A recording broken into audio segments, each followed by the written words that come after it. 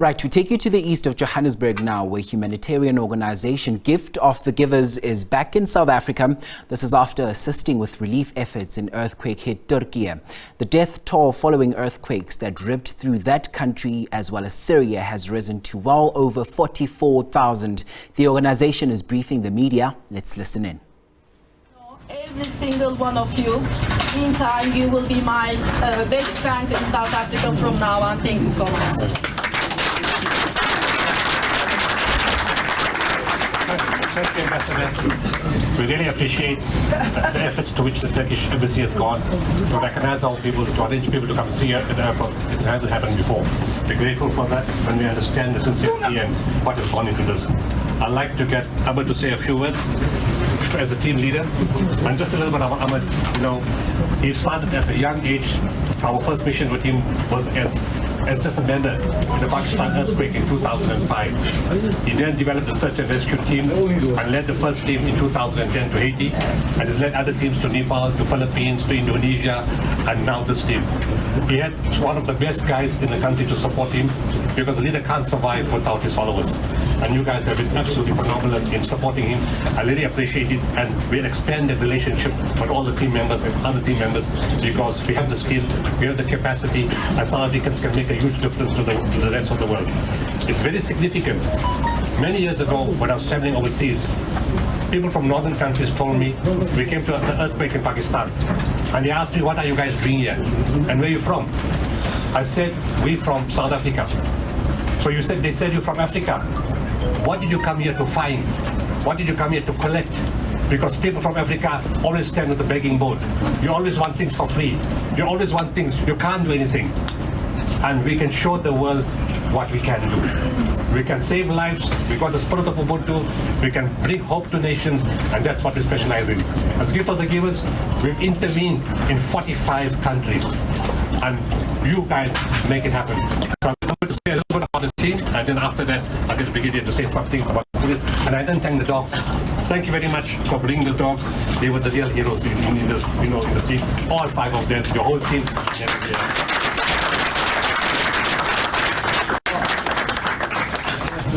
Thank you so much for the opportunity.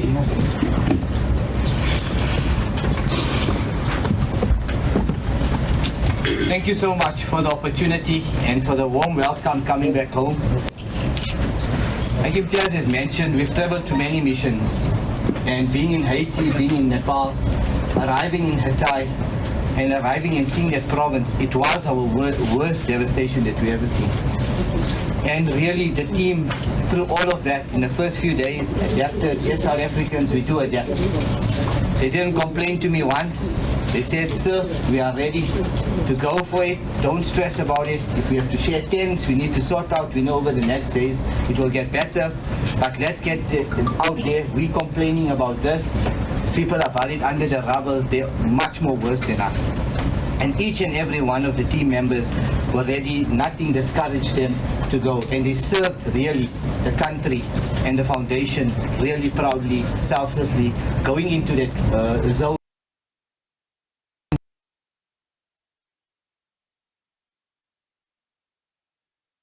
Just by the professionalism, the technical expertise of our teams.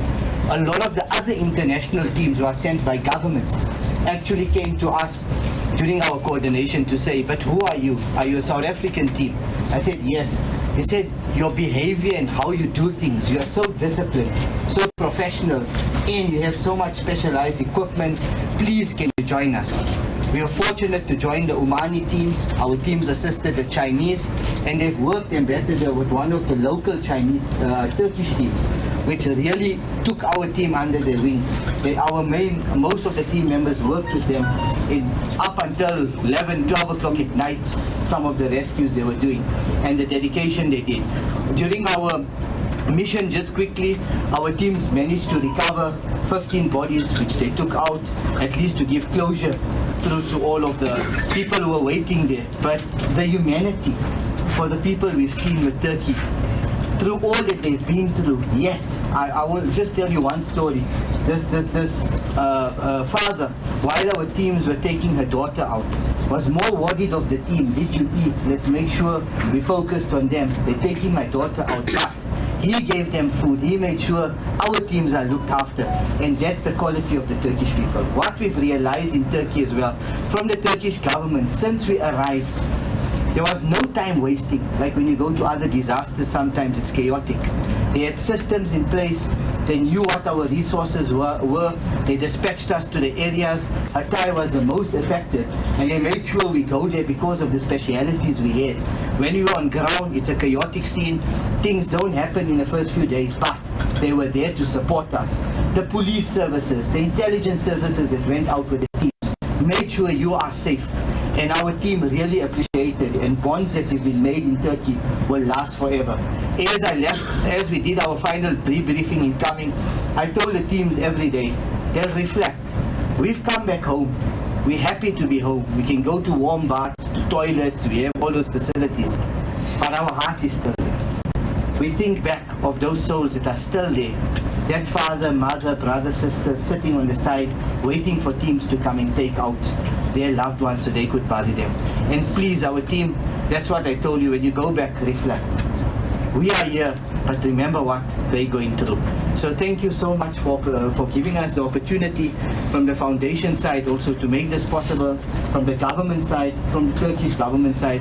Each and every member here really appreciate it, and they represented, and they carried the flag, and they carried Africa. They didn't just carry South Africa, they carried Africa and showed the world who we are as Africa and what we can give them. So thank you very much. Just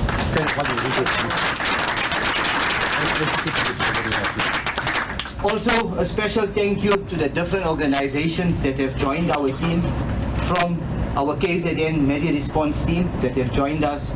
We had our team from SAZA, they've traveled with us before as well.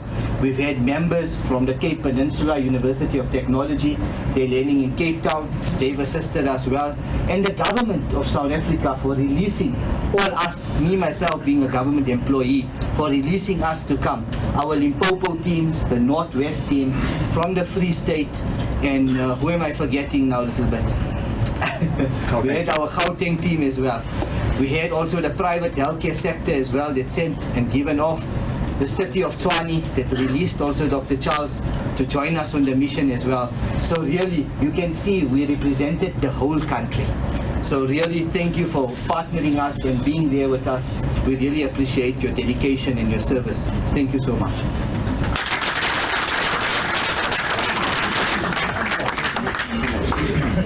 We'll get the brigadier to say something now. I know protocol is general, but you're coming from the earthquake, you have to put you first. I have to break the protocol, General, don't worry. Thank you, Dr. Solomon, Ambassador General Dava, our team leader, Dr. Solomon, colleagues. Yes, I think our team leader, Dr. Ahmed Bam, explained the situations we worked under. Us as SABC K9 Search and Rescue received the call at 10 p.m. on the 9th, that was the Wednesday night. Are you ready?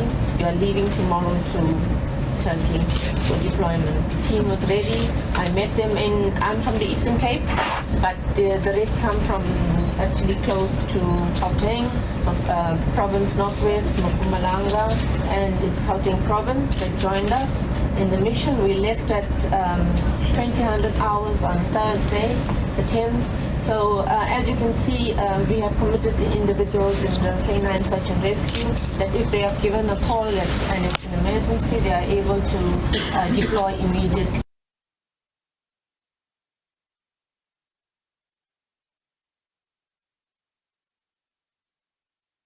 Right, apologies there for the bad sound as well as picture quality there. As you can imagine, there's a lot happening there on the ground, but we're looking forward to touching base with our reporter Criselda Lewis, who's also back on home soil to, of course, detail some of those relief as well as rescue efforts out there.